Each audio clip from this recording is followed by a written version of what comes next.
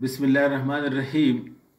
I am Dr. Mohibullah Wazir, and the topic is the foramina of the skull. Look, before we discuss, look, this is the interior of the skull, and you note that this is the anterior cranial fossa, this is the medial cranial fossa, and then this is the posterior cranial fossa. We discuss the foramina in each fossa separately.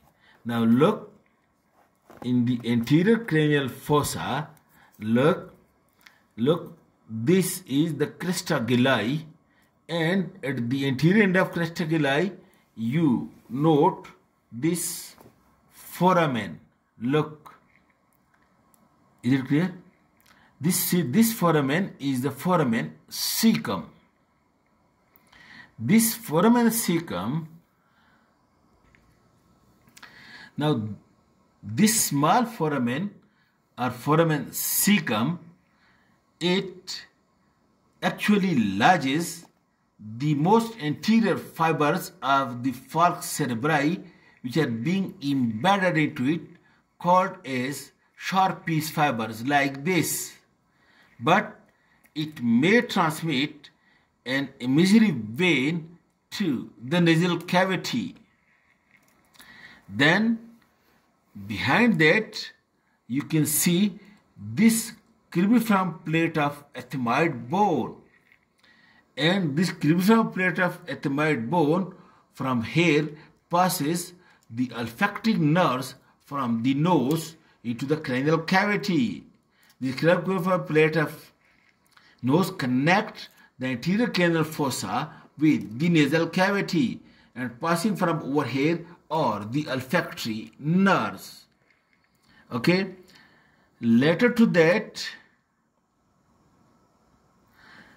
over here, later to this crista galli, over here may be a small slit or foramina, and that transmits the anterior ethmoidal vein, artery and nerve to the nasal cavity, anterior ethmoidal, while the cribriform plate by itself transmits the olfactory nerves.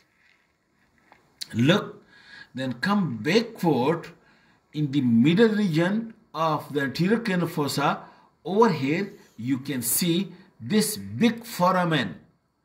This is the optic foramen or optic canal, and you look, it leads into the orbit.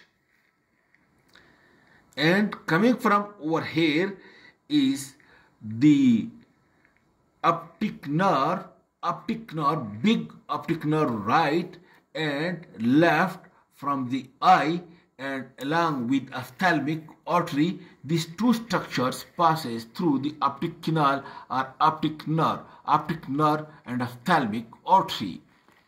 Then note, this is the body of the sphenoid bone, and this is the pituitary fossa, anterior clinoid process, and over here this groove is for the cavernous sinus.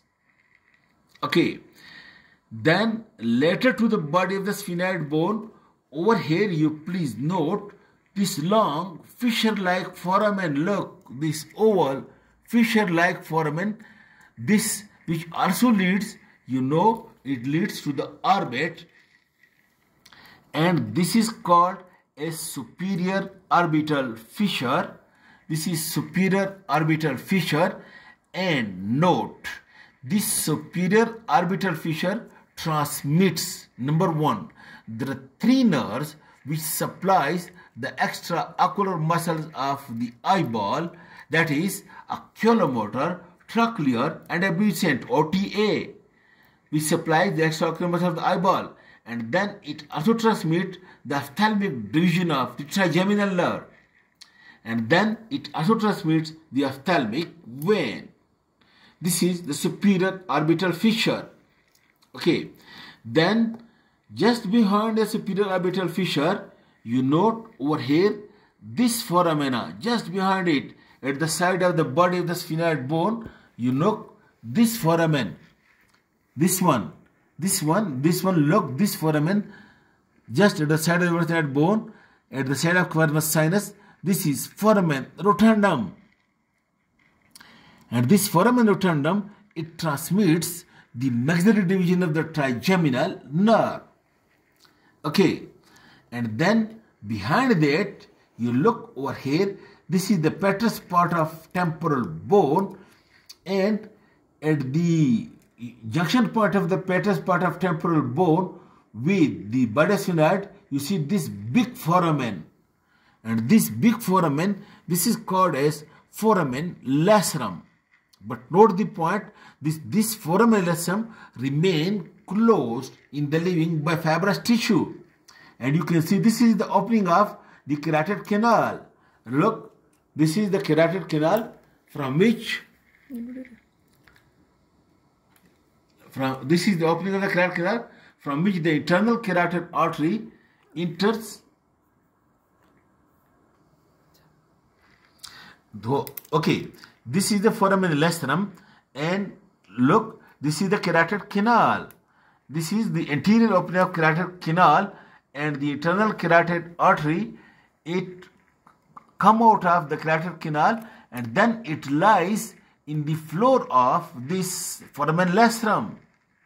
And of course, the petrosal nerve also may lead superiorly from this floor, but lying in the floor of the foramen lacerum is this internal carotid artery. Does not pass through it. May pass in a mesenteric vein or ascending accessory meningeal artery. Then lateral to that, over here lateral to the lacerum, you can see this foramen veil, which is an oval foramen, and passing through it is the mandibular division of the trigeminal nerve. Ophthalmic division of trigeminal nerve passing through the superior orbital fissure into the eyeball.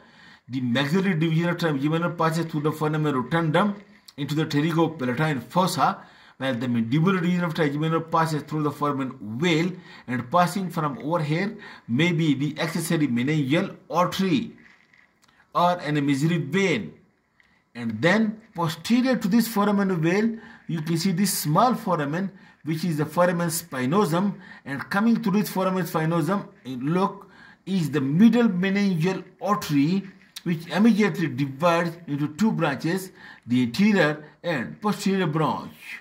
This is the middle meningeal artery. Okay, and over here, later to this, there may be a foramina extra, foramina innominatum or foramina vesilis. If present, it transmits the mesenteric veins. Okay, then coming to the posterior cranial fossa, you look over here, this is the big foramen magnum, and passing through the foramen magnum, you already know it is the lower end of the medulla oblongata, where it becomes continuous with the upper end of the spinal cord. And also lying over here are the two vertebral arteries, and also lying the spinal root of the accessory nerve and the meninges.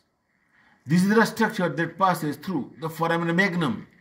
Then just at the anterior part of foramen magnum, you see this foramen. This is called as hypoglossal canal, and passing through it is the hypoglossal nerve. Then coming laterally, over here you can see this big foramen. This is the jugular foramen, and passing through this jugular foramen, note the 9th, 10th and 11th cranial nerve, that is the glossopharyngeal, vagus and accessory nerve, and also the superior bulb of the internal jugular vein, where ends the sigmoid sinus and the inferior petrosal sinus. It also passes over here through this jugular foramen. And then you can see on the posterior surface of petrous part of temporal bone, this foramen, which is called as internal acoustic meatus, and passing through this internal acoustic meatus is number 1 the facial nerve, the vestibulocochlear nerve, and the labyrinthine artery. Okay, and in addition to that, at the vault of the skull top, there may be the many mesenteric foramina for the mesenteric veins. In this way, foramen cecum, for the sharpest fibers are vein, cribulum for olfactory nerves, optic canal for optic nerve and ophthalmic artery, superior orbital fissure for third, fourth, and sixth cranial nerve and ophthalmic division of trigeminal nerve and ophthalmic vein, foramen rotundum for maxillary division of trigeminal nerve, foramen ovale for mandibular division of trigeminal nerve, foramen spinosum for the medial meningeal artery, foramen lacerum contains only the internal carotid artery with the carotid plexus of nerves. Nothing passes through it in the living. Okay, and then posteriorly the jugular foramen 9, 10th, 11th cranial nerves and the jugular vein and the internal acoustic meatus, the labyrinthine artery, the vestibulocardial facial nerve and the hypoglossal nerve. This is the foramen magnum. This is all about the foramina of the skull, and I hope you would have got it. Thank you very much.